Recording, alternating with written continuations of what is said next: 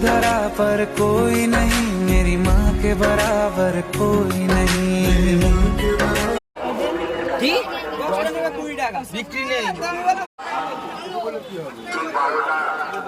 দেখো